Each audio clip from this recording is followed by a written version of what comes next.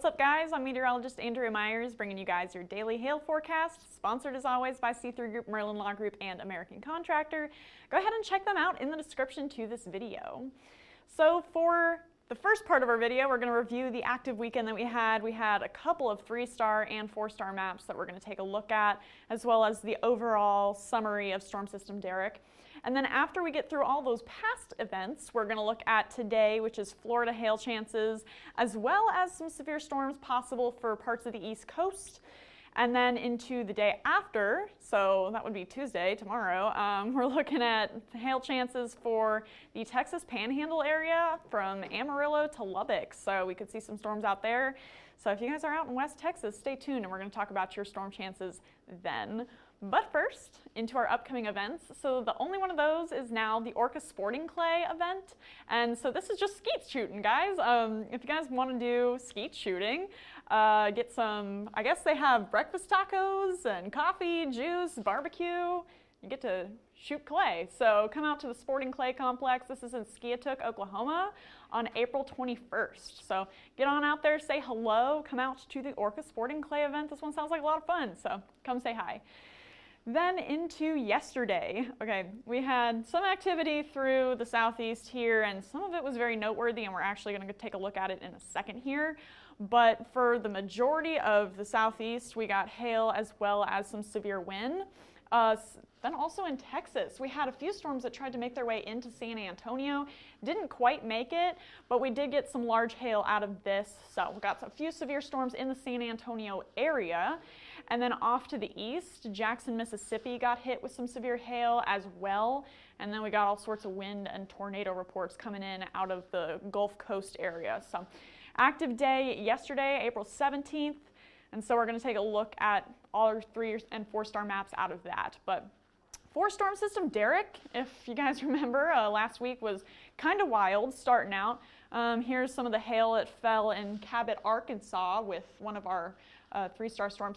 But first and foremost, it produced quite a bit of hail. So 412 hail reports from the 10th to the 15th. The bulk of those came in on Tuesday, April 12th, over 200 hail report days. So we were very busy in the weather office trying to keep up with all of that, and it spanned all the way from Minnesota down into Texas. So over 200 hail report day, Tuesday, April 12th. And then we also got 2 4-star maps out of that. They were both in Arkansas, so did get some large hail through the Fort Smith area, as well as, I believe, Jonesboro, and we're going to take a look at that map, like I said. But then we also got 78 tornado reports as well. So not only did we get quite a bit of hail, but we saw some tornadoes, some gusty winds, so it was a very active system that moved through with Storm System Derek. So into our first hailstorm highlight from last week. This was from Friday. 3-star map through the Oklahoma area. This was for Ocmulgee, Muskogee, and Tahlequah, Oklahoma. Max size there was 2 inches as it went through the Ocmulgee area, and then impacted over 1,200 homes with that. So, you know, we got quite a few swaths moving through some population there. There's Muskogee getting hit with ping pong to golf balls, and then same with Tahlequah. And then, yeah, some large hailstones with that as well. So that made that a 3-star map. And then the next one was also on Friday. This was the 4-star map, the second one in our Arkansas series. So we got that first one that moved through Fort Smith, and then the second one that we were talking about here. So through Springdale, we got up to 3-inch hail with that. And then off to the east through northeastern Arkansas here, we got this whole swath of large hail. Softball-sized stones moving through the first part of that storm. So pretty significant. And then large hail that continued all the way through the Jonesboro area, through Walnut Ridge. And so with that, that impacted over 38,000 homes. And again, we got our largest hail size was softballs with that. So definitely a significant storm, made that a 4-star map. And then last but not least, this one occurred Sunday, so yesterday. This was a 3-star map as well. And this was for Jackson, Union, and Goodman, Mississippi. Max hail size on that was 3 inches. So if we look over here, kind of got some rural hail, but up to 3 inches with that.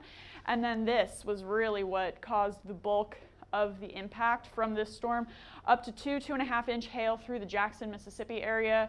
And with that, again, got over 1,200 homes, or 12,000 homes impacted with this storm. So another 3-star map out of that. Quite an intense system over the weekend, and that was actually a surprise storm system, Ebony. So that moved through, and now we're on to our F name. So we could possibly get Storm System Frank moving through in another few days. So right now it's going to be kind of quiet. We're in between systems. You know, you can kind of see that here on current conditions, clear and dry through the southern plains. But then once we get off into the East Coast area, that's where we'll have our risk for today. We've got this cluster of storms moving through North and South Carolina. A couple of those could go severe in a few hours here, cause a potential for gusty winds. I mean, if you look at that storm mode, it's what we call messy, right? So it's just a cluster here. And so not really much hail chances coming out of that, but we could see some in hail for Florida. So, you know, hail and wind possible. And then let's see, through the rest of the country, we could be getting some cooler temperatures through the next few days here. But for now, 48 in Denver, 48 in Kansas City, 62 down in Dallas. So cool and dry for the Central Plains, but then out ahead of our system for today, 86 in Miami, 69 behind it in Atlanta, 51 in New York. So we've got just enough heating along that East Coast that we could see some storms sparking off of that, but it's going to be pretty short-lived as that cold front finally moves off. And then it's going to be Florida for the rest of the day. So again, dew points reflect the same thing. You can see that the high moisture content creeping up into North and South Carolina there, and that'll help out with our storms as well as down in Florida. 59 degrees dew points in Atlanta, 69 in Miami. So again, enough humidity to get us some storms, but the rest of us should be cool and dry for the rest of the day. So finally, looking into our forecast instability for Florida, which is where we have our hail risk here, okay? So we got those moderate to high values around 3 p.m., and that's when those singular isolated storms should be developing through the southern part of the peninsula. So a couple of those could ride off of this large Cape values, or off of these large Cape values here. And with that, we could see some severe hail passing through. Now, lapse rates aren't crazy high through the area, and so with that, we probably won't be getting baseballs off of these, but we could see a couple that produce a little bit larger than the ping pong to golf ball size stones range. But then as those pass through, that Cape is going to dwindle down, and then, you know, we'll have a quieter night for you guys in the Florida Peninsula. So for a future radar for the northern part of this risk, you know, we're getting this whole complex of storms that's going to continue to track eastward off of the coast, and it's going to kind of linger through North Carolina. So you guys are going to get a ton of rain, thunder, lightning, some gusty winds, and you can also get some flash flooding just because of the length of time that this is just sitting right over you. So, you know, you want to be aware of that. Charleston area could see some singular cells passing through, some gusty winds possible with that, as well as marginally or slightly below severe hail limits with these isolated storms.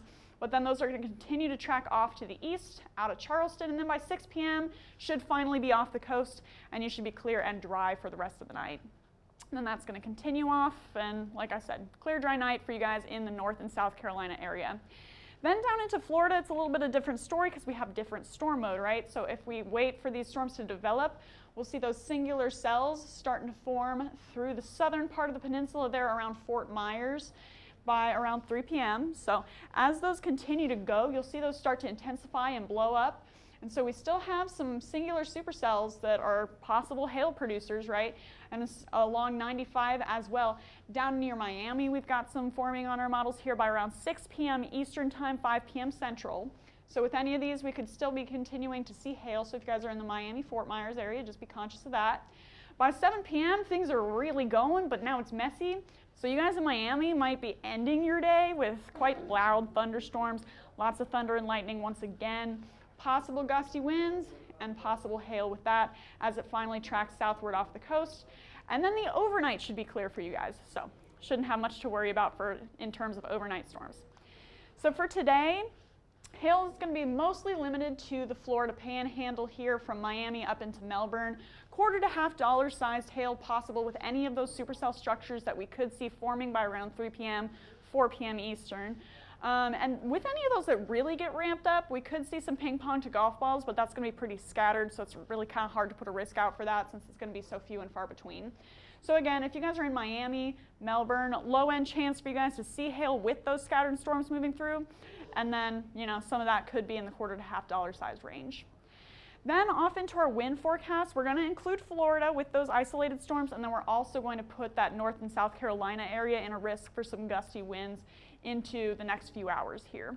So if you guys are in Miami or Melbourne, once again, that's where we could see some damaging wind gusts happening with some collapsing thunderstorms, or really through Miami as we get that complex tracking through, and then moving off the coast, you could see some gusty winds with that.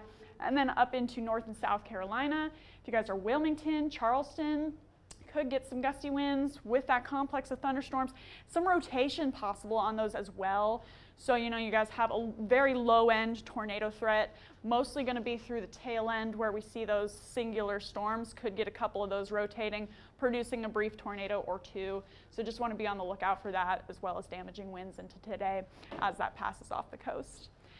Then for tomorrow, we're going to have a very different risk, moving all the way back into the Central Plains through Texas. And this time it's for Amarillo, Lubbock. You know, we've been seeing a lot in Dallas, Wichita Falls, even San Antonio. Now we're moving all the way into West Texas. And by 9 p.m., it's going to be a quiet day, okay? So never fear if nothing happens during the main part of the workday. It's going to start out quiet, and then by 9 p.m., we're going to start to see these cells developing through New Mexico and Texas.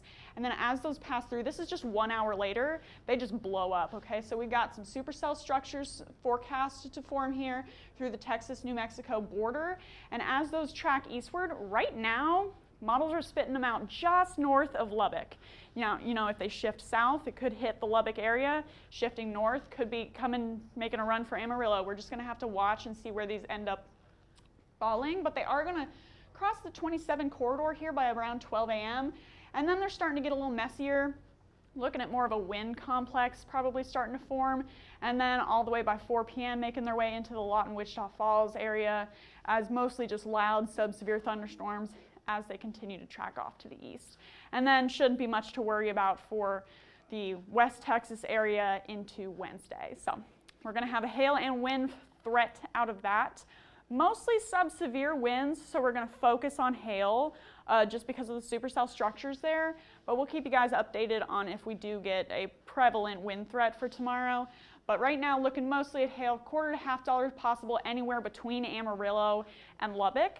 And then the bulk of those storms are tracking just between those two cities, and that's where we could really see things ramp up very briefly before those turn into more of a wind-producing complex. So, you know, ping pong to golf ball size possible along the central area of this swath between Amarillo and Lubbock. So low-end chance for both of you guys since this is going to be pretty scattered.